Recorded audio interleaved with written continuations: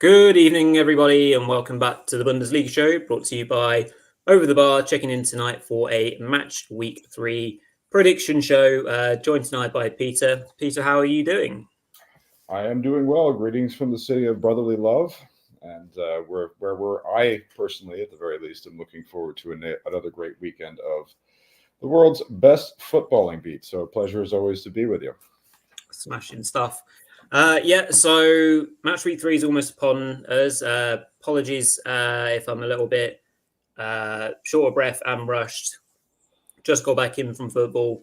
Quick shower, wolfed down my dinner so that we can start pretty much on time. So therein is the commitment to starting on time and the Bundesliga show for you all to enjoy and get involved with us this evening. So already see that Justin's watching. So good evening or good morning, Justin. I know you're watching from obviously from Oz and get up at silly o'clock to watch us. So I very much appreciate your efforts as well. Makes my efforts seem very much a lot easier. So before we get stuck into it all, if you can indeed find the kindness in your hearts to give us a like on this video, that would be very much appreciated. Comment along with your thoughts and theories in regards to what's going to happen this match week, and make sure you subscribe and turn on those notifications. Big shout out to our two partners as well in the shape of Bundesliga boxes and of course Bully News as well. Right then, so let's get straight into it. As you can see on screen, we're starting off with Friday night football once more, so very much looking forward to this, and a game that certainly presents the form team of the Bundesliga, but it's not the black and yellows, is it? So Peter, take us through what you think will happen in the Friday night game. As we were discussing in the last pod, how long can this Heidenheim overachieving show continue? And we shall get a quick answer this Friday evening with a match that, coincidentally enough, was also the curtain raiser for match day 3 1 year ago. And if you've been following us on socials, both Rory and I have tipped a 2-2 draw, which happened to be the very same scoreline from some 12 months ago. Obviously, I see no reason to change that, aside from the fact that Borussia Dortmund attacker Karim Adeyemi has had a most amazing international break in which he scored 5 goals for the Germany U21s, including a hat-trick in the 10-1 defeat of Estonia on Wednesday. So that's a trend to keep an eye out for. But other than that, Rory and I have already tipped a 2-2 draw. Yeah, absolutely. Looking forward to that one. David getting involved as well, saying 1-1 potentially, competitive match, very much. Should be a good game. I think it'll be an entertaining one as well. Moving on to Saturday afternoon then. I think we've got a set of fixtures this week that present fairly clear favourites for me in a number of the games, but obviously we'll see if we line up in our thoughts and theories. So Leipzig Union, Leipzig, good enough start to the season. They've been pretty clean without setting the world alight. Obviously, it's a game that a number of fantasy football players might be targeting some of those offensive Leipzig assets. The likes of Openda and Šeško, of course. I think Šeško scored for Slovenia during the international break, so he'll be feeling good. For me, home side, go out and do. This is the sort of game that tripped over Leipzig and does trip over Leipzig, in fairness. Those games where you set them out with high expectations, they don't always deliver. But I still think they'll do the job against Union. I just don't see where the goals are coming from for the away side in any stretch of the imagination. So I will go for I'll go 3-0. I can't see Union scoring. Would you agree with that, Peter, or you think anything more of the away side? No, we absolutely sync up. I have also selected a 3-0 for this particular fixture. Leipzig, of course, will be without head coach Marco Rose, who is suspended, and also Willi Orban, who is suspended. But I believe that the strong second half from Bichiabu in the back three will, of course, carry the day. Union are not only missing several players, but their new signings are very much behind in the training regimen. And Coach Bo Svensson was not even able to appear at the presser today due to illness. So I am also going for a 3-0 win, as you so eloquently put it. There should be no reason why Leipzig cannot take care of business at home against Die Eisernen. Move on then to the next match, and of course, this one is something we have questions that need to be answered. We're dying to find out the answers after Leverkusen's historic 35 league match unbeaten run was ended by Leipzig last week. Can they rebound against TSG Hoffenheim? I happen to believe that they will be able to. We talked extensively on last Monday's pod about what the real problem with Leverkusen was, and that was an unsorted back three. So I believe that Xabi Alonso and his coaching staff have had time to take care of this. Might be the case that we see Nordi Mukiele, former Leipzig player, make it debut in the back three. But we talked extensively in the last recap pod about getting Edmund Tapsoba back on his proper slant.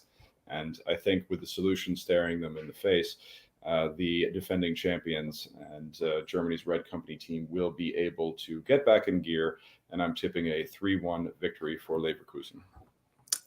I was voicing 3-1 in my head. So, yeah, again, we're pretty well in line there. Can't see Hoffenheim's back line being able to cope with what's going to be coming their way on Saturday afternoon. Next up then to tackle is Freiburg against Bochum. Freiburg have been pretty good. Needless to say, they were excellent against Stuttgart in match week 1. Bochum, they've not been, I don't think they've been terrible, but obviously the results haven't gone their way just yet. But this Freiburg side, looking to be obviously very strong at home at Europa Park, and I would be very much backing them again. The back four seems to be a little bit more settled now for Freiburg. There's going to be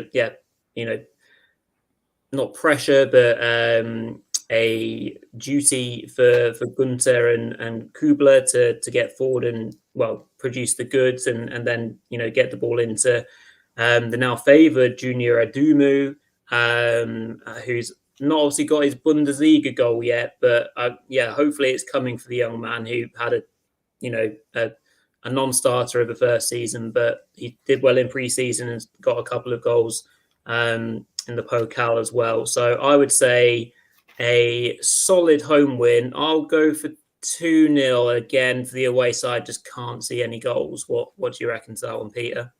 Well, I was doing a little bit of scribbling in terms of the tactics of both teams, and I see them actually canceling one another out here in a 0-0 draw. This is something that I sincerely hope that I'm wrong about, because obviously if this turns out to be a high-scoring affair, we will make it one of our featured matches when we meet together on Monday, and I would absolutely love to delve in deeper to the personnel situation, both at Freiburg and at Bochum, one of my favorite tactical teams to take a look at.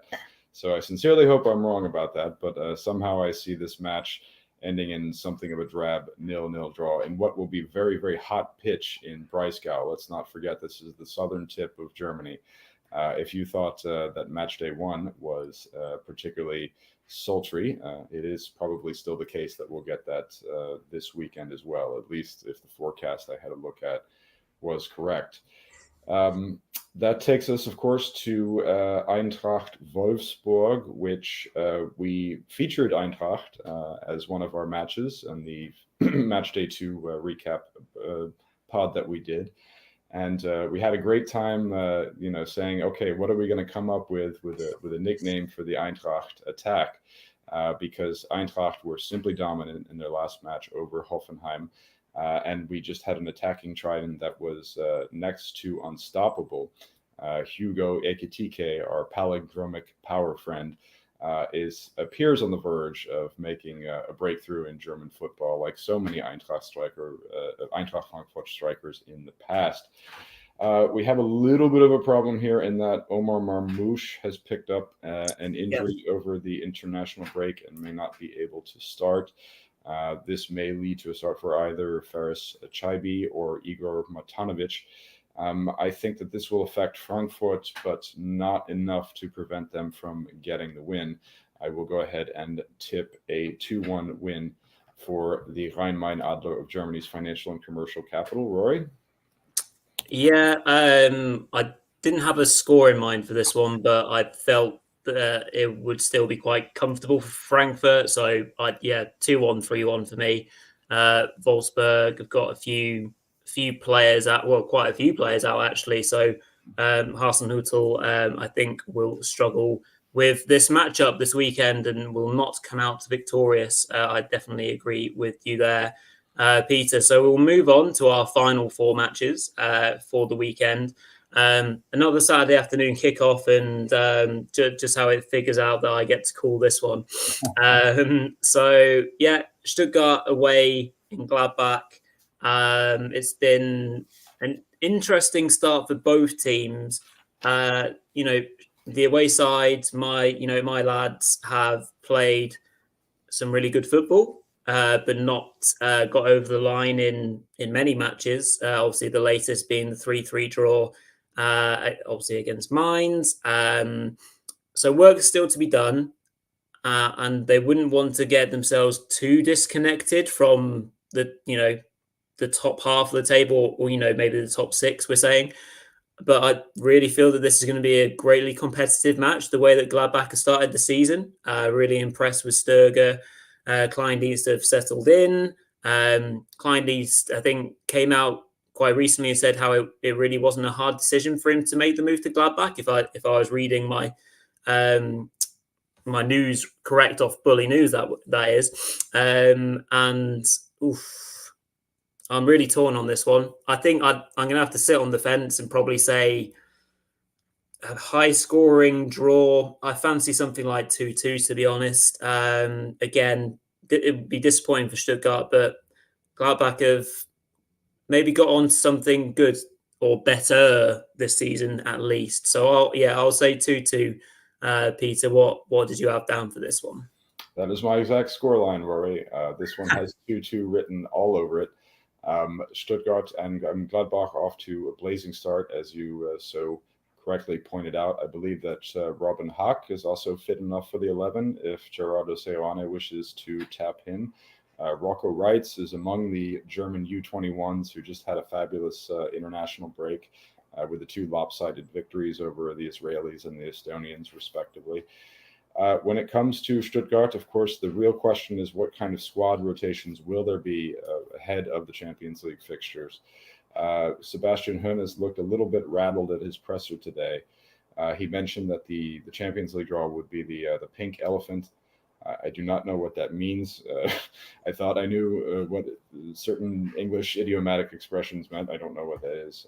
But at any rate, I played around a little bit. And I'm thinking that my personal 2 tips for Hoeneß's rotations will be Rieder for Mio and Wagnermann for Stenzel. Yeah, I think that can cause some problems. So an entertaining 2-2 draw. Hope to be able to speak about that on Monday. And then, of course, we have the Saturday evening Topspiel between Kiel and Bayern. We've already, Rory and I have tipped a high-scoring affair. Both of us have with Bayern taking the victory. Seems fairly obvious, although Kicker today was doing a big sort of remember this article. Do you remember the when Kiel upset Bayern in the snow in the second round of the Pokal? That was at the height of the pandemic, I believe. Maybe, yeah. Yeah, of 2021. So, as a matter of fact, Kiel did supply the sensation at home against Bayern in what was terrible weather. But there were so many other factors contributing to that, considering, the Bayern were overloaded. It was the height of the pandemic. We were having all sorts of problems there. So this looks to be a pretty big win for Bayern. A couple of things that I wanted to mention then. I think that Paulinho is going to get the start. Company he caught some flack for not playing a clear defensive line in the final game prior to the international break. If I can fit in a little bit of pronunciation things, I believe we should call him Michael Elise, not Elise, because he does not have an accent mark on that E. So I think this is Victor Boniface territory. Rory, do you have anything to add about the the top spiel? Not so much, no. I think a lot of fantasy players would be targeting buy-in assets for this game. As much as I'd like to see Kiel do something rather spectacular, can't see it on Saturday night, regrettably. And on to Sunday we go then. 2 games for us to enjoy. First of which will be FC Augsburg taking on one of our new boys. We've obviously just kind of covered Kiel. And I think this is probably the first game that we're completely at different ends of the scale, Peter.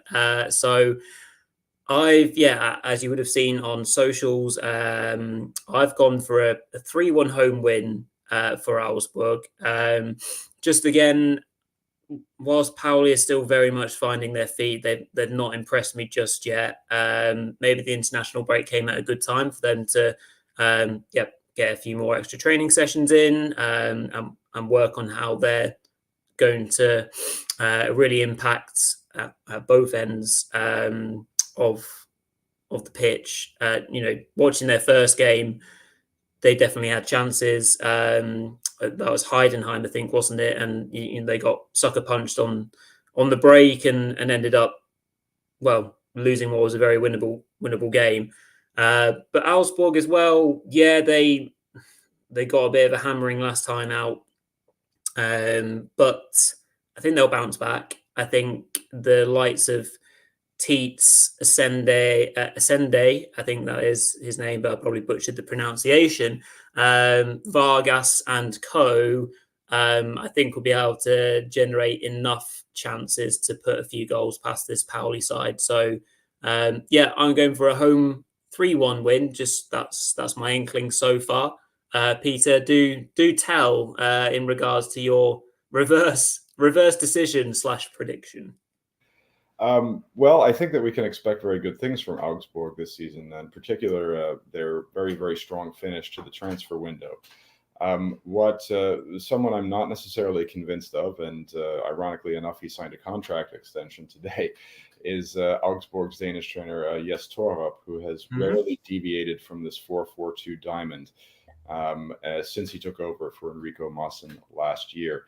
I think that the pieces will eventually come into play for the Fugerstädter, but I think that Torup is nowhere near where he needs to be, and he's the type of coach that changes things tactically only very gradually. By contrast, as we were talking about in, I think, the first pod that you and I shared together this season, we spoke about how Pauli have sort of a system under Alexander Blassen. They have a good mixture of players with Bundesliga experience in this set system. And I think that after 2 fixtures in which things haven't clicked, I think that they can click here. But your tip is entirely legitimate. I think that it's quite possible that it will swing the other way as well. This is one of 2 Sunday matches which are both exceedingly difficult to tip. And I can hardly wait to hand Mainz Bremen over to you, because I'm not really sure what to make of either of these teams quite yet in this young season. I think I'm going to go for a slender away win for Bremen, a 1-0 win. Based on the fact that Bremen have some more convincing attacking options at this point. But you never really know, because Mainz have also had a strong finish to the transfer window. We can hardly wait. I think most of us can hardly wait to see this Korean support access in action between the 2 players. But I think both of my Sunday tips, this win for Pauli and this win for Bremen, are based on the fact that I don't think we have sides that we can expect good things from this season quite in rhythm and in lockstep yet. So, what are your thoughts on the rounds, Capper? Yeah, I don't know what to make of this one. I don't know what to make of either side just yet, and maybe it's because I don't know, tensions certainly haven't gone massively onto Verda yet. I feel like I know a little bit more about what Mainz will be this season. And yeah, obviously based on very much spending a lot of time going over that 3-3 draw with Stuttgart. Mainz showed different qualities in terms of their ability to go a bit more direct, put pressure on the back line, and be in the right places ultimately to capitalize and put some really nice moves together. And again, like you mentioned, Peter, I think that midfield axis or attacking duo of South Koreans looks really promising. So I think I'd probably go for a 1-1 draw. Very typically sitting on the fence very safely. But yeah, tricky one to predict. I think because the international break has completely caught us off guard and we've only had two matches, of course, there's a long way to go in the season. And that's why a lot of the time we'll be making fools of ourselves in these lovely prediction shows, but it's always good fun to do. But yeah, I'll go 1-1, but entirely understand why you've gone 1-0 there as well, Peter, for sure. So that is all 9 games. Struggling to count how many there were for a minute there. If everything that we have predicted comes to pass, with a few exceptions either way, we'd have Bayern and Leipzig, the only 2 teams who would be 3 for 3, with Heidenheim still up there in the mix with Leverkusen, Freiburg and Frankfurt not far off at all. And then if we scroll down to sides that may well still be in trouble, we'll have that that bottom trio of teams being Kiel, Bochum, and Pauli. That's very much how I see things. Anyhow, with the exception of how well Heidenheim are doing. And boy, oh boy, would I like VfB Stuttgart's position to improve past the weekend, because that's not a pretty looking position for match week 3. But I'm sure given time that they'll climb back up. Any more hints or tips ahead of this weekend, Peter, before we finish up? No, indeed, sir. It's early going, but be sure to check out the world's best footballing beat this weekend. Football as it is meant to be in the German Bundesrepublik. Yeah, I can't wait. So glad to have it back and have it back for a nice duration of time. Of course, we've got a European competition starting midweek as well. Can't wait for that. Absolutely thrilled to be watching Stuttgart in Champions League action very, very soon. So lovely stuff. Thank you all for tuning in this evening and watching along with us. So yeah, make sure you leave a thumbs up on the show, share your thoughts and your predictions for match week 3 if you've not done it already live this evening. Make sure you subscribe to the channel so you don't miss any of the excellent content coming your way. Of course, we were doing the latest fantasy football draft. We did it early for you guys, so we recorded last evening. So if you've missed it, get on it, get your fantasy teams ready. You still got just less than 24 hours, but go across obviously onto the channel, which you already know how to find, and give that a watch. Of course, if you want to follow us on socials at Over the Bar FB and Village Footy is where you can find us, and of course over on Instagram just search for at Over the Bar as well. So that neatly ties us up in a bow. Thank you all for watching. Thank you, Peter, as per, and we will see you again on Monday to review it all. Cheers, guys. Cheers.